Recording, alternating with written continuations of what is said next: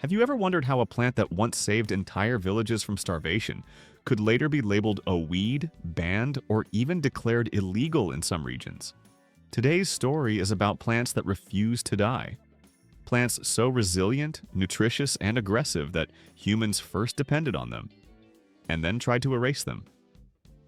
These are the forgotten superfoods. Plants that grow without permission, survive fire, drought, and neglect, and keep coming back no matter how hard we try to stop them. One of them feeds the soil, the animals, and the people, yet is treated like an enemy. This video will change how you see weeds forever. 1. Portulaca oleracea, the superfood they tried to erase. If you've ever seen tiny, succulent, bright green leaves hugging the cracks in sidewalks or spilling across garden beds, you've probably encountered Portulaca oleracea, more commonly known as Purslane. At first glance, it looks like a humble weed, easy to overlook or even despise. But beneath its modest appearance lies a plant that has been feeding humans for thousands of years. One of the most resilient, nutrient-dense greens on the planet. A history of human cultivation, Purslane is far from a new discovery. Archaeologists have found evidence of its use dating back to ancient Mesopotamia and Egypt, where it was valued for its succulent leaves and seeds.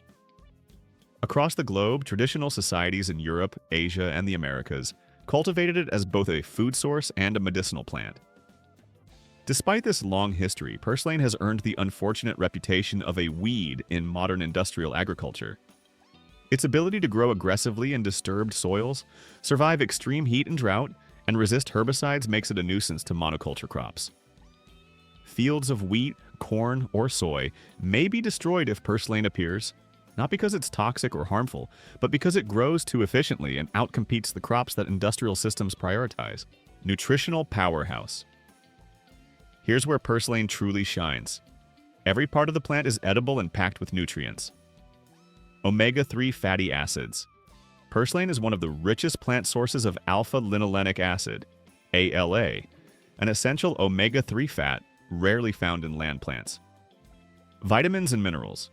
Its leaves contain high levels of vitamin C, vitamin A from beta-carotene, magnesium, potassium, and iron.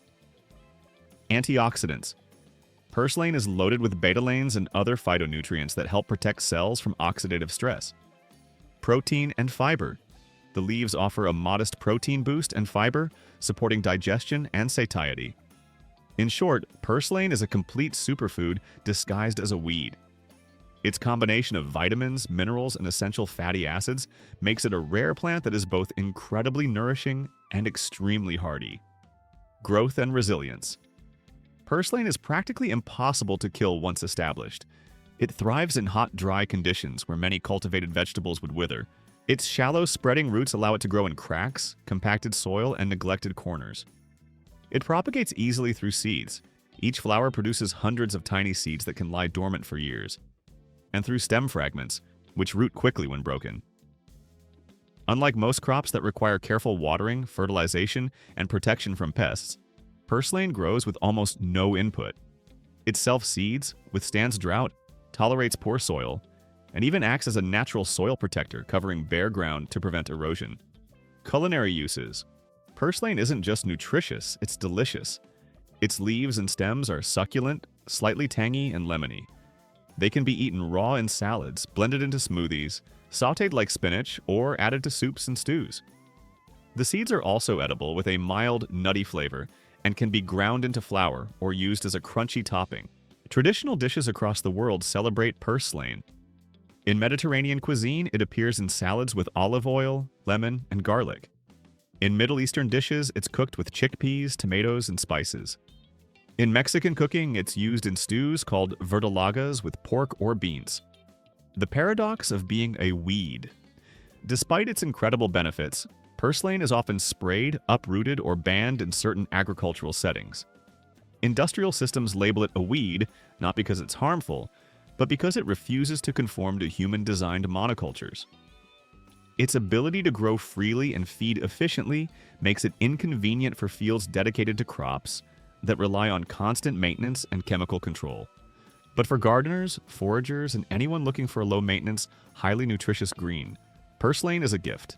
It thrives where other plants fail, nourishes both people and soil, and defies eradication. truly earning its title as the superfood they tried to turn into a weed.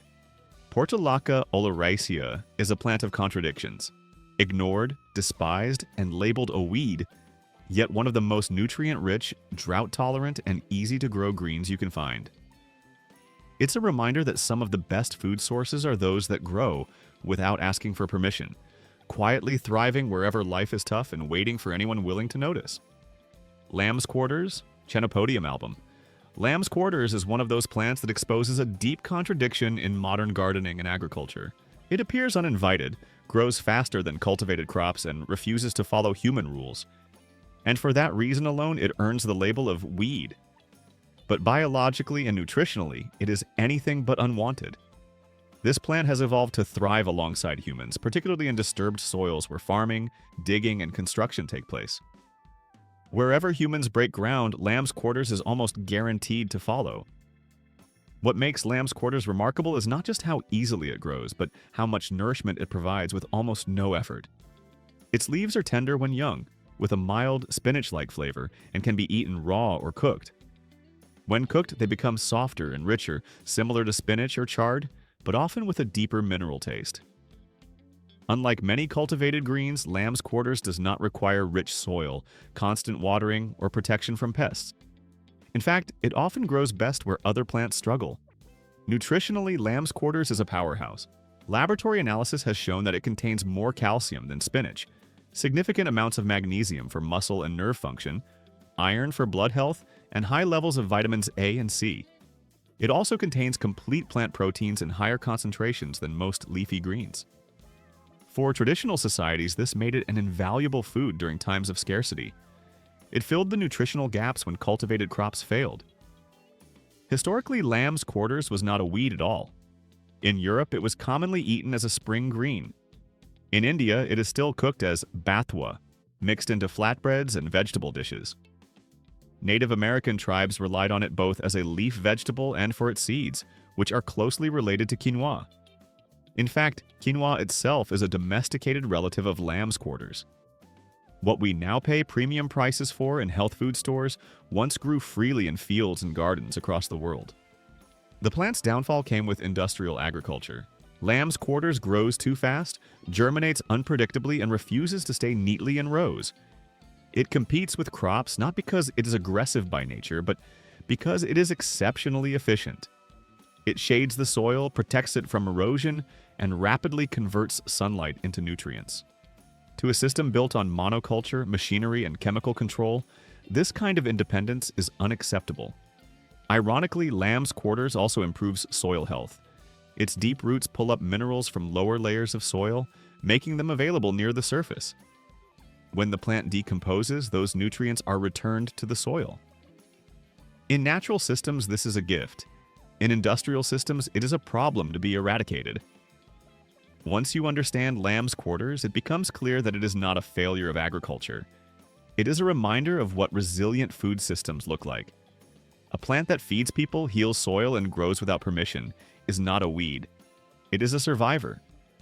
Plantain, Plantago major. Plantain, not to be confused with the tropical banana-like fruit, is a humble, often overlooked plant that grows almost anywhere, from garden paths and lawns to roadsides and disturbed soils. Despite being considered a common weed, it is one of the most versatile and nutrient-rich plants you can encounter in the wild. Its leaves are broad, green, and slightly ribbed, forming a low rosette close to the ground. Young leaves are tender and can be eaten raw in salads, while older leaves are better cooked or steamed, reducing their fibrous texture. Plantain is rich in vitamins A, C, and K, as well as minerals like calcium, magnesium, and potassium. Its leaves are high in fiber and contain compounds with anti-inflammatory and antimicrobial properties, making it valuable both as a food and a medicinal plant. The roots of plantain are also edible and have been used traditionally to soothe digestive issues. Plantain leaves can be applied topically to help heal minor cuts, insect bites, and skin irritations. The plant produces small, inconspicuous flowers on slender stalks, followed by tiny seeds that spread easily, allowing plantain to thrive even in poor soil without any human intervention. Plantain is remarkably resilient. It tolerates drought, compacted soil, and foot traffic. which is why it often appears in places where other plants struggle to survive. This resilience, combined with its nutritional and medicinal benefits, makes it a true superfood weed, a plant that grows freely, supports human health, and resists eradication. Once you recognize its potential, plantain transforms from a nuisance into a valuable resource. It can be harvested continuously throughout the growing season, and even when left alone, it helps protect and enrich the soil. Plantain reminds us that nature's most useful plants often grow unnoticed, thriving in the margins while providing food, medicine, and ecological support. In short, plantain is a plant that refuses to be ignored. It feeds the body, heals the skin, and persists where most cultivated crops cannot. It's a wild green that's as practical as it is resilient, deserving a place in any forager's or gardener's toolkit. 4. Amaranth. Amaranth is one of humanity's oldest food plants, and its history reveals how deeply food, power, and control are connected.